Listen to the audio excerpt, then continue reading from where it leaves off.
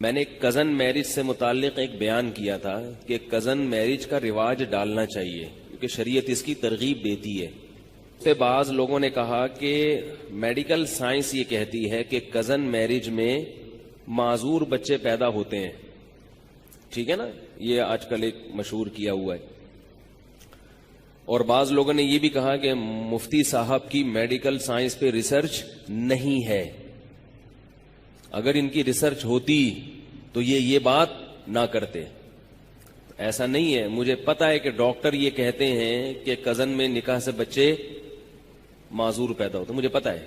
پھر بھی میں کہتا ہوں کہ کزن میرج کو رواج بول لو یار دینا چاہیے. باقی ڈاکٹر ایسا کیوں کہتے ہیں تو کہنے دیں, ڈاکٹروں کہنے دیں, اس سے کیا ہوتا ہے. باقی ساری باتیں ڈاکٹروں کی مانتے ہیں آپ تو کہنے دیں ڈاکٹر کو, کچھ بھی نہیں ہوتا. چچا زاد, پھوپھی زاد, خالہ زاد, مامو زاد, یہ ان بہنوں سے جو بہن ہے نہیں حقیقت میں لیکن مجازن بہن کہا جاتا ہے قریبی رشتے کی وجہ سے, ان میں نکاح کو رواج دینا چاہیے. اس میں بہت سارے فضائل ہیں اس کے. پہلی بات, قرآن مجید نے الگ سے پروٹوکول دیا ہے ان چار رشتوں کو. جہاں اللہ نے نکاح کو حلال کیا نا, نبی کو کہا کہ ہم نے آپ کے لیے بہت سی عورتیں حلال کی ہیں, ان میں اللہ نے الگ سے ان چار عورتوں کا ذکر کیا. وبنات عمک, اے نبی آپ کے لیے آپ کی پھوپھی کی بیٹیاں بھی حلال, یعنی آپ کے چچا کی بیٹیاں بھی حلال. وبنات عماتک, اور آپ کی پھوپھی کی بیٹیاں بھی حلال. وبنات خالک, اور آپ کے ماموں کی بیٹیاں بھی آپ کے لیے حلال. وبنات خالاتک, اور آپ کی خالہ کی بیٹیاں بھی.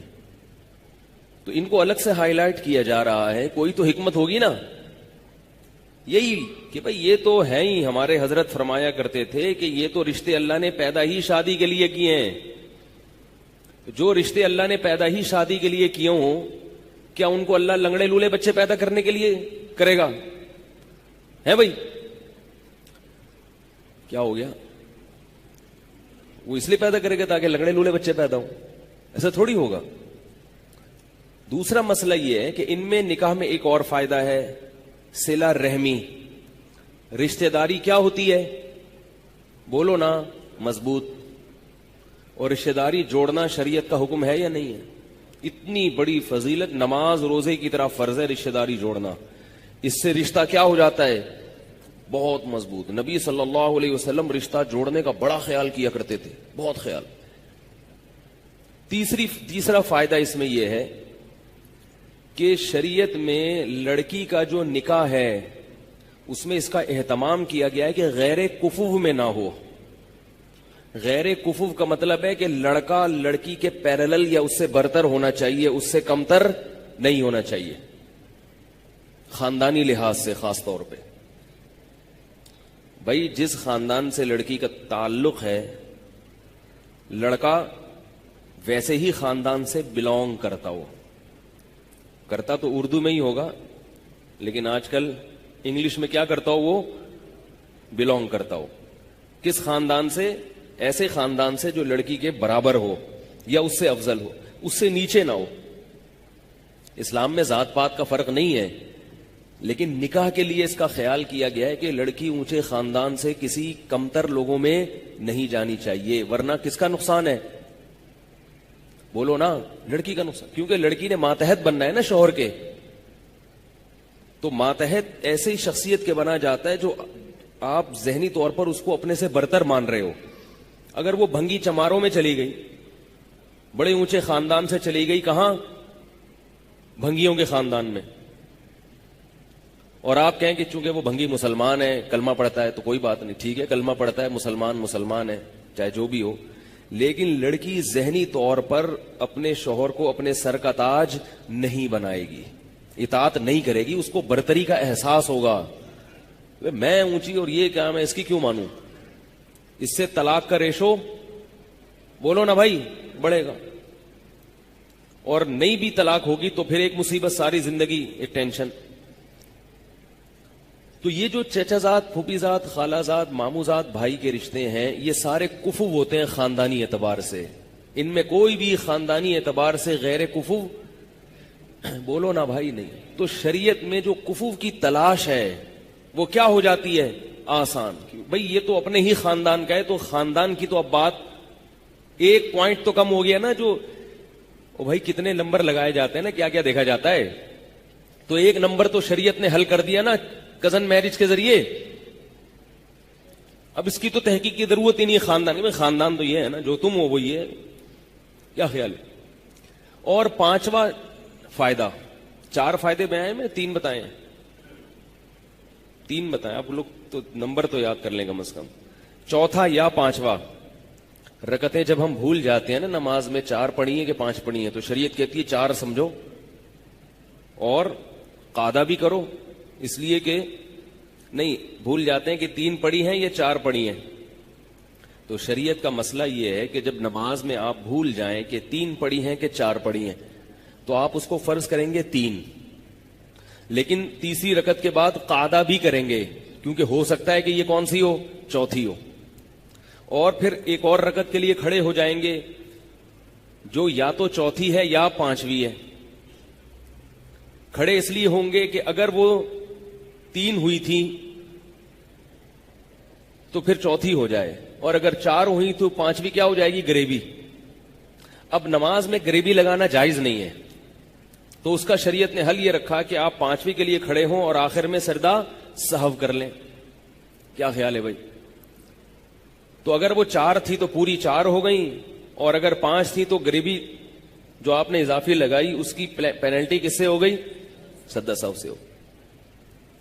اسی کو حدیث میں کہا آتا ہے فَلْيَبْنِ عَلَى الْأَقَلِّ. حدیث میں آتا ہے کہ جس کو نماز میں شک ہوا نا 3 پڑھی ہیں کہ 4 پڑھی ہیں, تو وہ عقل سمجھے, کم سمجھے اور اس پر بنا کرے آگے. تو ہم نے کتنے نمبر لگائے ہیں, 3 ہیں یا 4, تو ہم 3 پہ سجدہ سہو کر لیں گے آخر میں. ٹھیک ہے. چوتھا نمبر کیا ہے کہ جو چچا زاد, پھوپھی زاد, خالہ زاد, ماموں زاد رشتے ہوتے ہیں ان کو بچپن سے دیکھا بھالا ہوتا ہے. جوا نہیں کھیل رہا ہوتا انسان. آج کل جو نکاح ہو رہے ہیں نا وہ جوئے ہیں, جوئے. اچھا نکل گیا تو نکل گیا, نہیں نکلا تو پتہ ہی نہیں کیا نکلتا ہے پھر وہ. کیونکہ کسی غیر کے بارے میں پورے طور پر تحقیق کرنا ممکن نہیں ہے. بعض لوگ میرے پاس بھیج دیتے ہیں کسی کو, والدین نا میرے پاس بھیج دیتے ہیں کہ اس نے ہماری بیٹی کے لیے رشتہ بھیجا, مفتی صاحب ذرا اس کو دیکھیں کیا ہے. تو وہ نہا دھو کے شیمپو لگا کے بڑے تمیز سے آتا ہے میرے پاس. ٹھیک ہے, نہا دھو کے شیمپو ویمپو لگا کے خوشبو میں اوڑا, ایسا لگتا ہے کہ میرا دل چاہ رہا ہوتا ہے کہ میں اس سے بیعت ہو جاؤں. اب کیا پتا کہ یہ حقیقت میں ایسا ہے یا نہیں ہے بھائی, کو پتہ چلا سکتا ہے. آپ کہہ سکتے ہیں اس کے آفس سے پتا کرو, آفس فون کر کے پوچھا ہاں بھائی صحیح ہے, تو ہو سکتا ہے باس کے سامنے صحیح ہو, وہاں تو ڈنڈا ہے نا باس کا. تو جہاں ڈنڈا ہوتا ہے وہاں تو سب صحیح ہوتے ہیں بھائی. تو گھریلو زندگی کیسی ہے اس کا پتہ چلانا بہت مشکل. چچا زاد, پھوپھی زاد, خالہ زاد, ماموں زاد کا بچپن سے پتا ہوتا ہے کہ کون بچپن میں بنٹے کھیلتا تھا, کون لٹو کھیلتا تھا, کون چڈی پہن کے تالاب میں مینڈکوں کے ساتھ نہاتا تھا, کون کیا کرتا تھا, کون گلی محلے سے مرغی چوری کرتے ہوئے پکڑا گیا تھا. یہ سب پتا ہوتا ہے. خوبیاں بھی پتا ہوتی ہیں اور بولو نا خامیاں بھی پتا ہوتی, سب پتا ہے. تبھی لوگ سب کچھ نہیں بتاتے اپنے بارے میں, کہتے ہیں نا سب بتا دوں تو ہاتھ پاؤں کٹوا دوں. تو ان کا پہلے سے سب کچھ پتا ہوتا ہے. تو اب اگر ان میں خامیاں بھی ہیں تو پہلے سے پتا ہوتی ہیں کہ یہ ہے, لہذا پہلے سے برداشت کرنے کا تحمل ہوتا ہے کہ بھئی یہ تو ہے. کزن میرج کا یہ فائدہ ہے, چچا زاد بہن ہو یا چچا زاد بھائی ہو, پہلے سے پتا ہے. تو کتنے فائدے ہو گئے, 4 فائدے ہو گئے. اور بھی بہت سارے فائدے ہیں اس کے, اگر میں گنوانا شروع کروں تو اور بھی یاد آئیں گے مجھے. یہ 4 بھی ابھی صرف بیٹھے بیٹھے سرسری غور سے یاد آئے, ورنہ اور بھی فائدے ہیں. پھر آگے نسل جو پیدا ہوتی ہے نا اس میں بھی بڑے فائدے ہیں, بڑے فائدے ہیں. اس میں دونوں کے مفاد ہوتے ہیں. جو رشتے ہیں لڑکی اور لڑکے کے ابا اور اماں کے جو رشتے ہیں وہ دونوں طرف سے ہوتے ہیں, لہذا دونوں ان رشتوں کی پاسداری کرتے ہیں. آپ نے شادی کر لی یہاں سے امریکہ میں, تو امریکہ والی کے ننیال وہ ادھر ہے اور آپ کا جو رشتہ ہے وہ ادھر ہے, تو ان سے آپ کا کوئی تعلق نہیں اور ان سے ان کا کوئی تعلق نہیں, تو مشترکہ مفاد نہیں ہوتے. پھر ایک اہم فائدہ 5واں نمبر وہ یہ ہے کہ اگر اختلافات ہوتے ہیں میاں بیوی میں، دونوں خاندان بیٹھ جاتے ہیں، کیونکہ ان رشتوں کے ٹوٹنے میں دونوں خاندانوں کا نقصان ہوتا ہے، تو جوڑنے کی کوشش کون کرتا ہے؟ دونوں خاندان کرتے ہیں. کیا ہو گیا؟ کتنی واضح بات ہے نا. دونوں خاندان جوڑنے کی کوشش کرتے ہیں. تو اگر اتنے سارے مفادات اس میں ہیں تو اگر ایک لنگڑا پیدا ہو بھی جائے تو برداشت کر لو. کیا خیال ہے؟ اول تو ہوگا نہیں انشاءاللہ، کچھ نہیں ہوتا. بالفرض اگر اتنے سب ہونے کے باوجود ایک لنگڑا پیدا ہو جائے تو چلتا ہے، لیکن ایسا ہوتا نہیں ہے. اب میں سائنس کی طرف آتا ہوں. میڈیکل سائنس کیا کہتی ہے تاکہ یہ ٹاپک جب چھیڑا ہے تو مکمل ہو جائے نا. میڈیکل سائنس یہ کہتی ہے کہ اس میں معذور بچے پیدا ہونے کا امکان زیادہ ہے. مجھے نہیں پتا یہ تحقیق صحیح ہے غلط ہے، آپ فرض کر لیں کہ صحیح ہے. صحیح ہوگی جب ڈاکٹر کہہ رہے ہیں، کچھ تو دیکھا ہوگا انہوں نے. کیا خیال ہے؟ کچھ دیکھا ہوگا، کچھ ریسرچ کی ہوگی. تو یاد رکھیں کہ شریعت میں ایسے اسباب جن پر نتیجہ مرتب ہونے کا امکان بہت کم ہوتا ہے. تھوڑی گاڑی اردو استعمال کر رہا ہوں، پھر اس کی وضاحت کروں گا آسان زبان میں. ایسے اسباب جن پر نتیجہ مرتب ہونے کا امکان بہت کم ہوتا ہے، شریعت میں ان اسباب کو لفٹ کرانے کی اجازت نہیں ہے، اور اس کو توکل کے خلاف سمجھا گیا ہے. بعض اسباب ایسے ہوتے ہیں جن پر نتیجہ مرتب تو ہوتا ہے مگر لاکھوں میں ایک یا ہزاروں میں ایک. تو شریعت کہتی ہے ان اسباب کی طرف توجہ مت دو ورنہ وہمی بن جاؤ گے، کیونکہ شریعت میں توہم پرستی کی اجازت نہیں ہے. اب ڈاکٹر کی تحقیق اگر صحیح بھی ہے تو مشاہدہ یہ کہتا ہے کہ یہ اکثر نہیں ہوتا، ہزاروں میں کوئی ایک ہوتا ہے.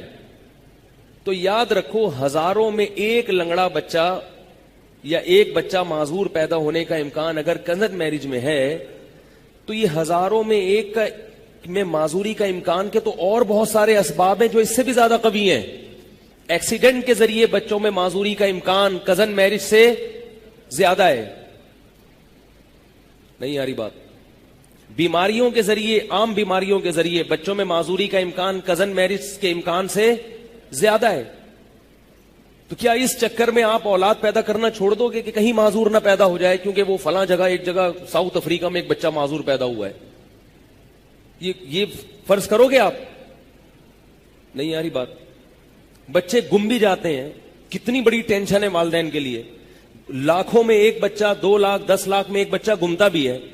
گمتے ہیں نا بچے، بعض دفعہ اغوا ہو جاتے ہیں. اس چکر میں آپ اولاد پیدا نہ کرو کہ کہیں اغوا نہ ہو جائے. تو شریعت آپ کو کہے گی وہمی. کیا کہے گی؟ پاگل ہے، وہمی ہے، سٹھیایا ہوا ہے. جیسے ڈاکٹروں کی ڈاکٹری ایک دلیل ہے، سائنس کی تحقیق ایک دلیل ہے، تو مشاہدہ بھی تو ایک دلیل ہے نا. ہم دیکھ رہے ہیں کہ بچوں کو آپ صبح وین میں بٹھاتے ہیں، گاڑی میں، کنوینس میں، بعض دفعہ ان گاڑیوں کا ایکسیڈنٹ ہو جاتا ہے.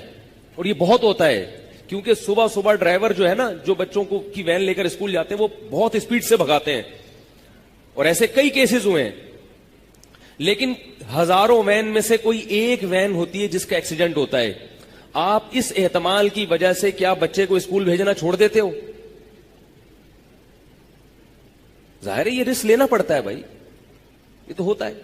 تو جتنا امکان بچے کے ایکسیڈنٹ ہونے کا ہے، اس سے بھی کم امکان کزن میرج کے نتیجے میں معذور بچہ پیدا ہونے کا ہے. ایک بات تو یہ. دوسرا، کزن میرج کے نتیجے میں اگر معذور بچہ بالفرض پیدا ہوا تو یہ بھی یقینی نہیں ہے کہ یہ کزن کی وجہ سے ہوا ہے، یہ ویسا ہی ہوا ہے. لیکن جو وہمی لوگ ہیں وہ اس کو کس کھاتے میں ڈال دیں گے؟ Cousin marriage. تو بھائی انگریزوں کا حساب کتاب الگ ہے، وہ اللہ کو نہیں مانتے. اللہ پہ توکل کیا ہوتا ہے اس لفظ سے وہ آشنا نہیں ہے. وہ تو احتیاط کے قائل ہیں. تو احتیاط میں وہ اتنے پاگل ہو جاتے ہیں کہ مائیکل جیکسن نے ہاتھ پہ کیا باندھے ہوئے تھے؟ دستانے، تاکہ کسی کے جراثیم میرے ہاتھ پر نہ لگے. اب آپ مائیکل جیکسن کو سمجھا سکتے ہو کہ ہاتھ اتار کے مسافہ کیا کرو؟ وہ بھی دلیل دے گا کہ میڈیکل سائنس یہ کہتی ہے کہ جراثیم ہاتھ کے ذریعے ہاتھ میں ٹرانسفر ہوتے ہیں، اور اس کی رپورٹیں پیش کر دے گا وہ. تو آپ کے پاس کیا جواب ہوگا؟ وہ کہے گا بھائی فلاں سن میں 1920 میں یو کے میں ایک آدمی نے کسی کو ہاتھ ملایا تھا, رپورٹ یہ کہتی ہے, تو جراثیم اس کے ٹرانسفر ہوئے تھے اور وہ مر گیا تھا. تو جب یہ امکان ہے, خارش تو لگ سکتی ہے نا, خارش زدہ آدمی کو آپ ہاتھ لگائیں گے تو امکان ہے نا خارش لگنے کا, بلکہ اس کے ساتھ بیٹھیں گے تو خارش لگنے کا امکان ہے, وہ چھینکے گا تو نزلہ لگنے کا امکان ہے, زکام کا امکان ہے. تو کیا ان امکانات کی وجہ سے مسافہ کرنا مسلمان چھوڑ سکتا ہے؟ اور گرین والے عید کے دن 3 دفعہ گلے ملنا چھوڑ سکتے ہیں؟ ہے بھائی, فیضان مدینہ والے عید کے دن 3 دفعہ گلے ملتے ہیں, تو کیا وہ یہ مان لیں گے یہ بات کہ بھائی مائیکل جیکسن تو گلے ملنا تو دور کی بات, وہ تو ہاتھ ملانے سے پہلے ہاتھ پہ کپڑا چڑھا رہا ہے, ذرا سے اس کے سامنے کوئی مائیکل جیکسن کے سامنے اگر چھینک دے نا, یہ دائرہ اسلام سے خارج ان کے نظر میں, یعنی جو ہاتھ ملانے پر آمادہ نہیں ہے اس کے سامنے آپ اگر چھینک دیں گے تو وہ تو آپ کا بیڑا غرق کر دے گا, بولے گا میں تو کب سے احتیاط کر رہا ہوں اور چھینک رہے ہو. تو میڈیکل سائنس تو یہ بھی کہتی ہے, لیکن شریعت اس کو کیا قرار دیتی ہے؟ توہم پرستی.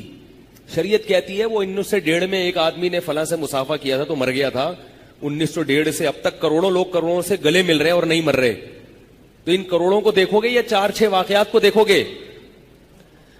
بھائی سمجھ لو کیا کہنا چاہ رہا ہوں میں.